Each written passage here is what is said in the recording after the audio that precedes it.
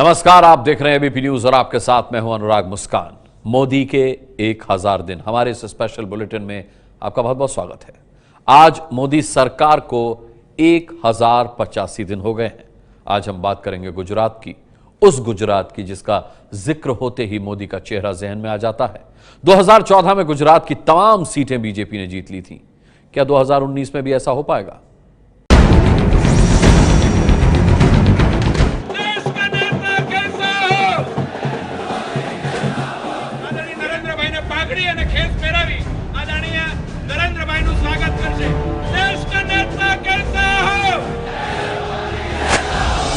संख्या में आवेला वाला भाइयों और बहनों,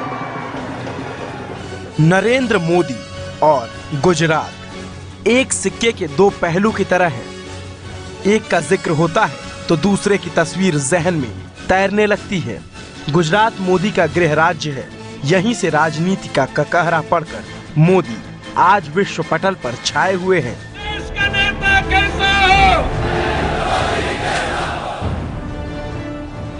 पिछले 2 दशक से गुजरात में बीजेपी की सरकार है। 26 के 26 सांसद बीजेपी के हैं। गुजरात में मोदी के नाम की तूती बोलती है और ये बात उनके अपने ही नहीं बल्कि धुरविरोधी भी मानते हैं। काफ़ी फर्क आया। ये थे तब कम से कम कंट्रोल में थी पार्टी, बाकी के ब्यूरोक्रेट्स, और अब जो है पार्टी का control with in party, outside the party, ये नहीं रहा है। और नेचुरली इंडिविजुअल का तो मतलब होता ही है। इस हिसाब से लोकल सेल्फ गवर्नमेंट में कांग्रेस जीती, बीजेपी कई जगह हारी। मोदी के धुर विरोधी कांग्रेस नेता शंकर सिंह वाघेला मानते हैं कि मोदी के केंद्र में जाने से सूबे में बीजेपी की पकड़ कमजोर हुई है। तो सवाल है, क्या गुजरात बीजेपी के हाथ से निकल जाएगा? क्या 2019 में गुजरात बीजेपी को नहीं जिताएगा? क्या 2019 में कांग्रेस गुजरात में अपनी खोई हुई जमीन वापस पालेगी, या मोदी तमाम अटकलों को खारिज कर कामयाबी की नई कहानी लिखेंगे? इन सवालों के जवाब राज्य की राजनीति में पकड़ रखने वाले एक्सपर्ट से जानेंगे। साथ में ये भी जानेंगे कि इस समय राज्य में किस तरह के राजनीतिक हालात हैं। लेकिन उससे पहले आप गुजरात में मोदी के मैजिक को इन आंकड़ों के जरिए महसूस करने की कोशिश कीजिए। गुजरात में 26 लोकसभा सीटें हैं। साल 2009 में बीजेपी को 26 में से 15 सीटें मिली। 2009 में बीजेपी को 46.52% वोट मिले, जबकि 43.38% वोट के साथ कांग्रेस ने 11 सीटें जीती। गुजरात उस समय भी बीजेपी के साथ खड़ा था जब देश में कांग्रेस की सरकार बनी थी। लेकिन उसके बाद मोदी के 64वें जन्मदिन से ठीक 4 दिन पहले उन्हें बड़ा तोहफा मिला। दिल्ली में संसदीय बोर्ड की बैठक के बाद मोदी को बीजेपी ने प्रधानमंत्री पद का उम्मीदवार घोषित कर दिया। मोदी के पीएम उम्मीदवार बनते ही सियासी समीकरण पूरी तरह पलट गए। गुजरात भी गदगद हो उठा और 2014 के लोकसभा चुनाव में 26 में से 26 सीटें बीजेपी की झोली में डाल दी। ये मोदी मैजिक ही था कि बीजेपी को रिकॉर्ड 60% वोट मिले और कांग्रेस का सूपड़ा साफ हो गया। लेकिन क्या गुजरात 2014 का नतीजा फिर से 2019 में दोहराएगा? जानते हैं गुजरात में लंबे समय से काम कर रहे वरिष्ठ पत्रकार आर.के. मिश्रा से। अभी ऐसा कोई चीज नजर नहीं आ रही कि नरेंद्र भाई को हिला सकें। अभी तो ये इकट्ठे हो रहे हैं। वो जो एक जमाने में कांग्रेस के सामने सब इकट्ठे होते थे, वो आज बीजेपी के सामने होने जा रहा है। तो सक्षम नेतृत्व सामने सिंगल अभी तक तो इमर्ज करके नहीं आया है। तो अभी तक तो जो 2019 की पिक्चर अभी दिखाई दे रही है, उसमें नरेंद्र भाई वापस आने की पूरी वो है। वरिष्ठ पत्रकार आर.के. मिश्रा मानते हैं कि 2019 में मोदी की सरकार बनेगी और गुजरात का उसमें अहम योगदान होगा। लेकिन ऐसा क्यों होगा, ये भी जान लीजिए। ये बड़ी दुखद घटना कही जाएगी राजनीति में कि हमारे यहाँ विरोधी दल सशक्त नहीं है। इसी कारण नरेंद्र मोदी का नेतृत्व भी अलग अलग आह्वानों के साथ, वो चैलेंजेस के साथ आगे बढ़ रहा है।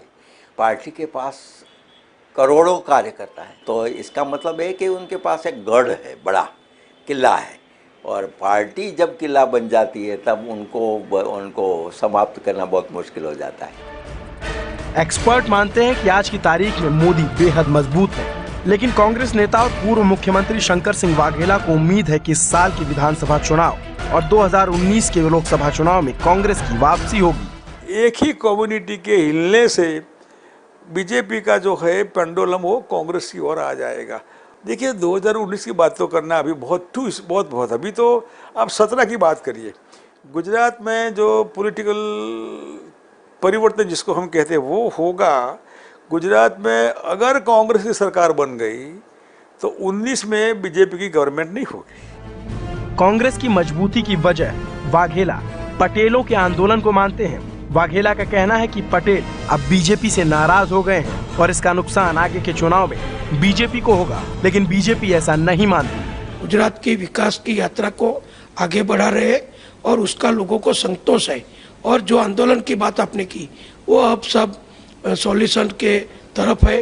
अभी कोई बड़ा आंदोलन या कोई प्रकार की मूवमेंट गुजरात में नहीं है। बीजेपी भी इस समय पूरे तरीके से मोदी लहर पे सवार है। चाहे गुजरात हो या केंद्र, दोनों ही जगह मोदी के नाम का डंका है। वरिष्ठ पत्रकार आर.के. मिश्रा मानते हैं कि मोदी के अलावा बीजेपी को कोई भी नहीं जिता सकता।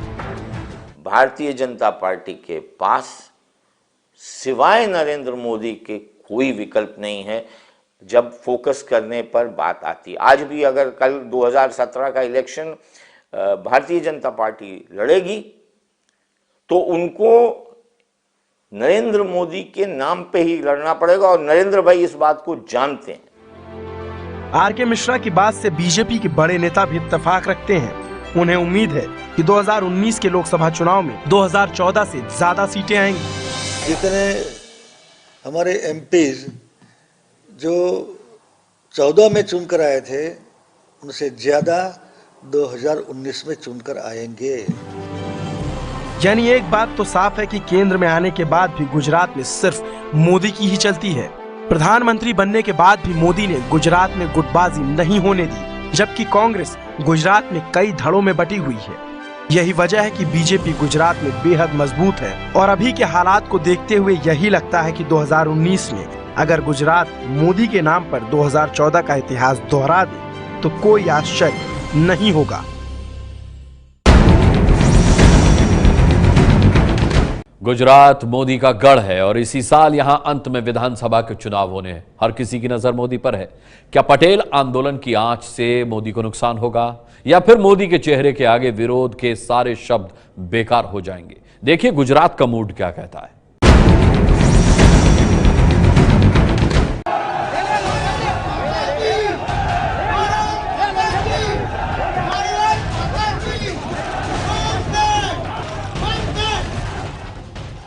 साल 2014 का लोकसभा चुनाव जीतने के बाद प्रधानमंत्री नरेंद्र मोदी सबसे पहले अपने गृह राज्य गुजरात गए। मोदी वाराणसी से सांसद चुने गए, लेकिन आभार जताने के लिए सबसे पहले अहमदाबाद गए। कुछ ऐसा ही लगाव है मोदी का गुजरात से और गुजरात की जनता का मोदी से। यहाँ के लोग पीएम मोदी को सिर आंखों पर बिठाते हैं। नरेंद्र भाई का एक अटंग भक्त हूं। मैंने मोदी जी को मत दिया है।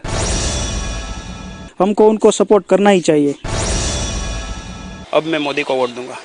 गुजरात की ज्यादातर जनता मोदी की मुरीद है, जिसकी वजह है कि लोग मोदी के काम से खुश हैं। राजकोट के विमल पानखानिया ने मोदी की जो खूबी बताई वो आपको भी सोचने पर मजबूर कर सकती है। दूसरी पार्टियों के समोसे के खर्च आते हैं, उसी बजट में वो मंगलयान भेजते हैं। इतना काफ़ी है मेरे लिए, मुझे लगता है।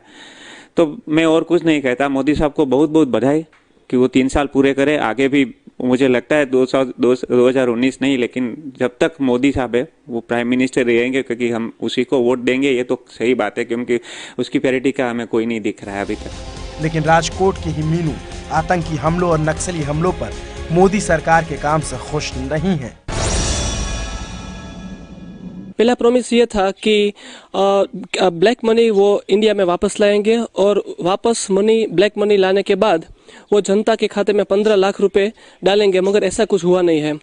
अभी भी हम देख रहे हैं कि जो कांग्रेस के शासन में 10 साल में आतंकवाद, नक्सलवाद के जो प्रॉब्लम्स थे वो आज भी कंटिन्यू है। गुजरात की जनता का मूड जानने निकली हमारी टीम को बिजनेसमैन तेजस भाई हाथी मिले। तेजस भाई खुद को मोदी का सबसे बड़ा फैन बताते हैं। 2019 में क्या, सारी जिंदगी मोदी को ही वोट देने की बात करते हैं। उन्होंने मुद्रा बैंक के थ्रू पूरे देश में लागू की है, तो मैं ये कह सकता हूं कि 2019 तो क्या 2024, और जब तक नरेंद्र भाई है, नरेंद्र भाई का ऑप्शन देश के पास है ही नहीं। अगर आप मेरे बारे में तो ये कह सकते हो कि मैं नरेंद्र भाई का एक अटंग भक्त हूं। आप बोल सकते हो, मुझे भक्त की श्रेणी में भी रख सकते हो कि मैं इतना चाहक हूं और मैं उनकी कार्य पद्धति, उसकी वर्किंग एनर्जी को इतना मानता हूं कि उसका कोई जवाब ही नहीं है। तेजस भाई कहते हैं मोदी को काम करते करीब 1100 दिन यानी 3 साल होने वाले हैं और इन दिनों में वो मोदी के 551 ऐसे काम गिना सकते हैं जो कोई और नहीं कर सकता था। तो नरेंद्र भाई की सरकार को करीब करीब 1100 दिन, 3 साल पूरे होने जा रहे हैं। मैं कह सकता हूं 1100 दिन में जहां तक मेरी सोच है, करीब करीब 551 से भी ज्यादा काम ऐसे होंगे जो किसी के बाप की ताकत नहीं कि नरेंद्र भाई के सिवाय कोई कर सकता है। तेजस भाई की ही तरह विमल भी मोदी को सारी जिंदगी वोट देने का वादा कर रहे हैं। मैंने मोदी जी को मत दिया है और आगे भी मैं वोट उसी को दूंगा, ये मेरा उसको वादा है, क्योंकि हमने उसका काम देखा। चाहे वो गवर्नमेंट कोई अगर बोलता है कि ये तो हमने शुरू किया था काम, ये मोदी जी तो उसकी क्रेडिट ले रहे हैं, लेकिन ये बात नहीं है। काम कोई भी शुरू करे लेकिन उसको अच्छी तरह से पूरा करना, ये एक राजनेता और एक अच्छे प्राइम मिनिस्टर की रिस्पॉन्सिबिलिटी होती है, जो उसने बखूबी से पार किया है। गुजरात की जनता मानती है कि मोदी का कोई विकल्प नहीं है। राजकोट में कपड़े की दुकान चलाने वाले प्रवीण देवानी भी अब इस बात को मानने लगे हैं। 2014 में मोदी को वोट नहीं दिया था, लेकिन अगली बार के लिए वो अपना मन बदल रहे हैं। मैंने नरेंद्र मोदी को वोट नहीं दिया था। 2014 में मैंने कांग्रेस को वोट दिया था, लेकिन अब देखेंगे क्या करने का है, क्योंकि मोदी ने जो इंडिया नया बना दिया है पूरा, और गुजरात में तो मोदी ही मोदी है पूरा, और उसने जो सुधारा किया है, सब कुछ दिया है सिटी में, उसके हिसाब से अब मैं मोदी को वोट दूंगा। बिजनेसमैन के अलावा नौकरी पेशा लोगों की भी पहली पसंद मोदी ही है। चार्टर्ड अकाउंटेंट अंकित भाई चौटलिया मानते हैं कि मोदी के काम से कोई भी टक्कर नहीं ले सकता। सभी लोगों में एक लीडरशिप की भी एक भावना आ रही है कि भाई हमारे जो लीडर है उसके विजन के साथ काम करना है, बिकॉज कि जो हमारी कंट्री है इंडिया, उनको भी आगे बढ़ाना है इकोनॉमी के साथ, तो मोदी जी के विजन के साथ काम करना ही पड़ेगा। और वर्ल्ड के सभी लीडरों ने मोदी जी की प्रशंसा की है, तो हम भारतीय होने के नाते हमको उनको सपोर्ट करना ही चाहिए। कुल मिलाकर गुजरात की जनता का मूड साल 2019 के चुनाव में फिर से मोदी मोदी करने का है। अभी के हालात में फिलहाल मोदी के लिए गुजरात में कोई भी चुनौती नजर नहीं आती।